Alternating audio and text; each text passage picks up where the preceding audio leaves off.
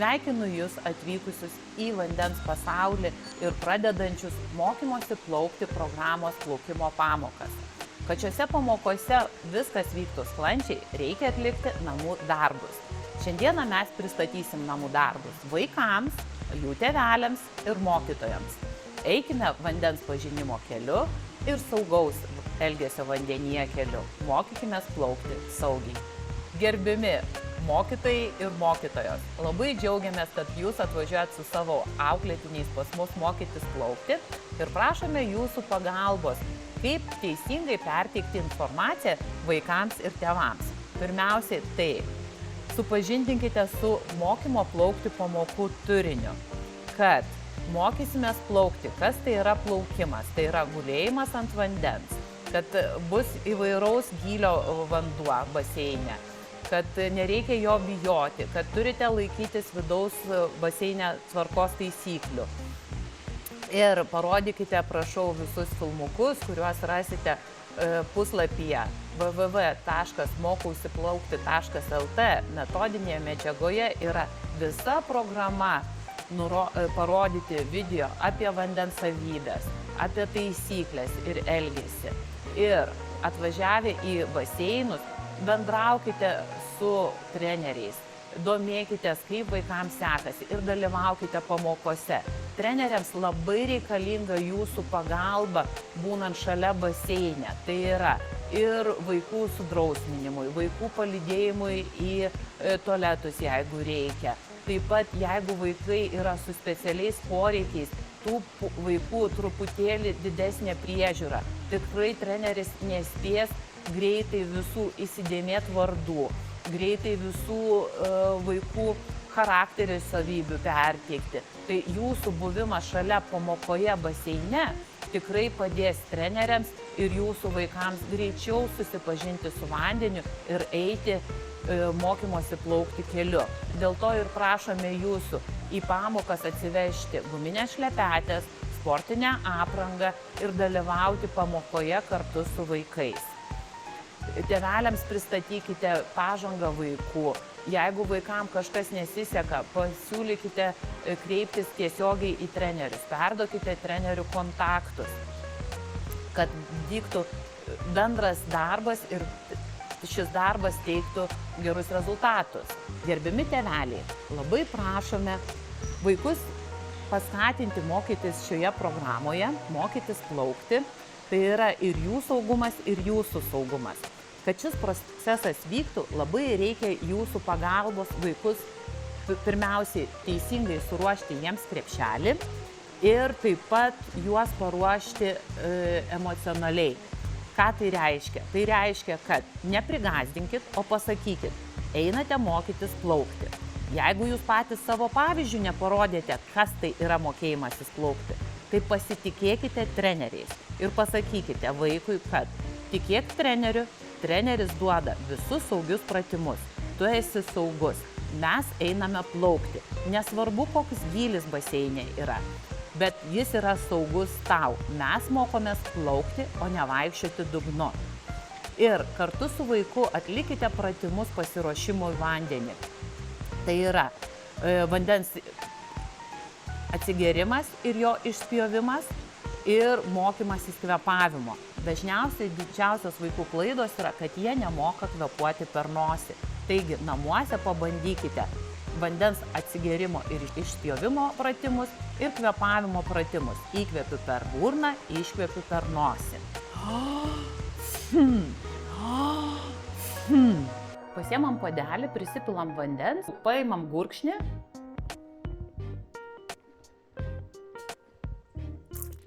Pagurguliuojam ir išspjaunam. Pripraskim, kad būtų vandens burnoje ir kad mums tai nebūtų staigmena, kai mes ateisim į baseiną ir kartais susimaišysime vietoj išpūtimo po vandeniu per burną arba norėsim įkvėpti per anksti ir į burną pateks vandens. Taigi pratinamės tą daryti sausumoje. Kiekvieną dieną, nors prieš einant į pamokas, kiekvieną dieną po 3-5 kartus tą patį padarom. Atsigeriam, pagurguliuojam ir išspjaunam.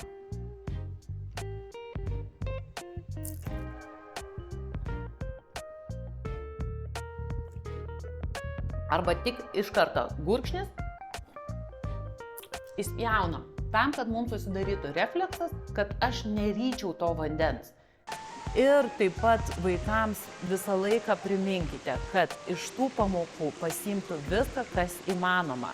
Nestabdykit jų ir neleiskit jiems savo fantaziją pareikšti, kad jiems ten labai viskas yra blogai.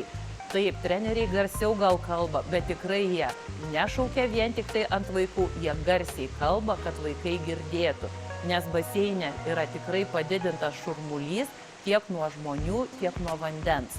Taigi, prašau labai jūsų, skatinkit vaikus, neleiskit jiems žingsnį eiti atgal, o kaip tik žingsnis po žingsnio eiti į priekį ir pažinti vandenį, išmokti saugiai elgtis jame vandenyje ir judėti į priekį.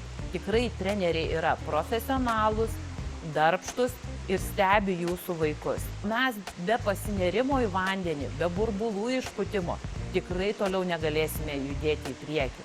Nes jeigu jūs mokate plaukti pakėlę galvą virš vandens, jūsų vaikui šitas pratimas yra tikrai nereikalingas ir negeras.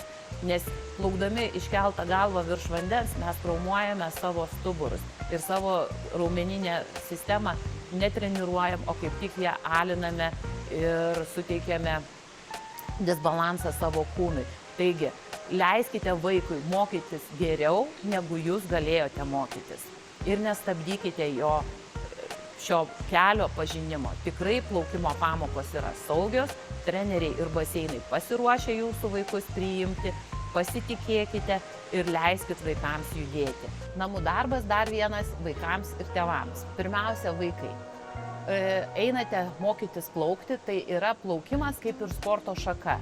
Taigi, rinkimės vientisą plaukimo kostiumėlį mergaitėms, vien dėl to, kad tai būtų patogu, neatsirištų jokie šniureliai, maudomuko atskiro maudomo dalis nelakstytų aukštyn žemyn, dėl to mergaitėm rekomenduojamas vientisas maudomukas, berniukam priglaudančios glaudės gali būti šortukų tipo, bet ne paplūdimio, ne pramogų šortai, ne bridžai, ne tos kelnės, kaip sakant, trumpikės, kurios turi kišenes.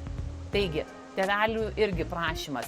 Stenkitės vaikams įdėti sportinį plaukimo kostiumėlius ir glaudės. Nebūtinai firminiai turi būti, nebūtinai ten labai žymių firmų, bet kad būtų apgludę, kad nesusidarytų oro burbulai ir vaikams netrukdytų judėti vandenyje.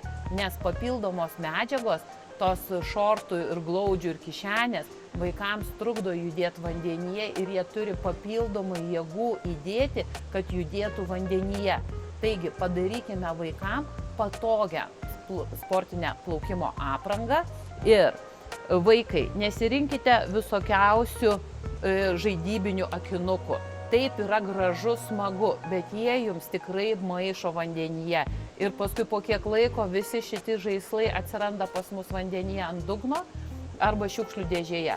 Rinkimės iš karto teisingus plaukimo akinius, kurie gerai matosi, turi gale greitą reguliavimą ir geros medžiagos. Visą laiką žiūrėkite, kad tai būtų silikonas, gera medžiaga ir gerai priliptų prie akių. Netgi parduotuvėje prašykite, kad leistų pasimeruoti jūsų akidobėms, nes yra vieni akinukai apvalesni, kiti yra pailgesni ir žiūrėkit, kad prie jūsų akyčių priliptų.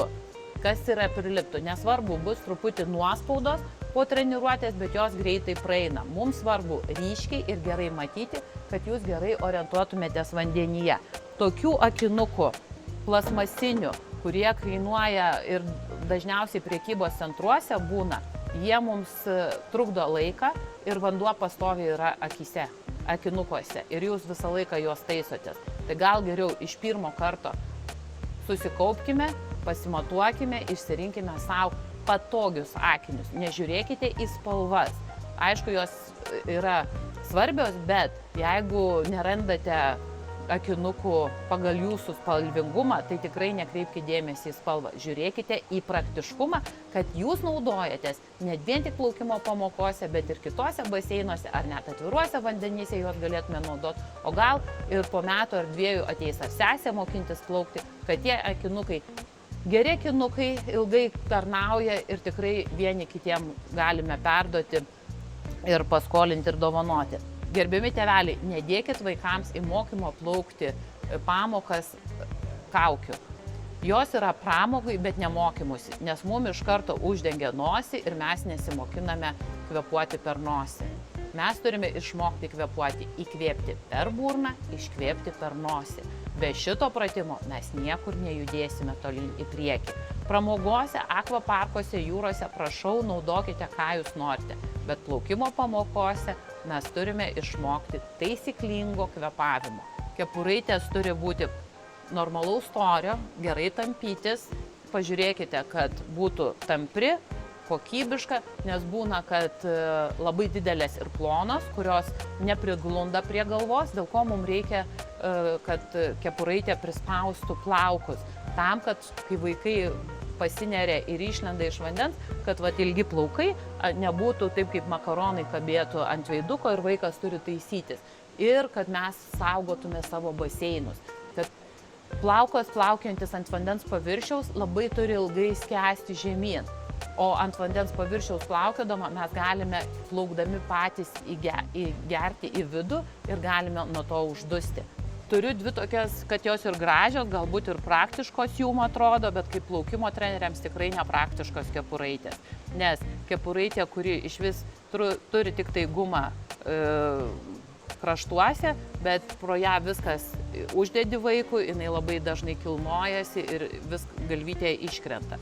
Taigi, ir medžiaginės kepuraitės, jos irgi galvą apsaugo nuo plaukų slinkimo, bet ta gumytė labai greitai išsitampo ir jokios funkcijos neatlieka. Ačiū Jums, gero plaukiojimo, domėkimės vieni kitais, vieni kitiem padėkime ir saugiai ženkime vandens keliu.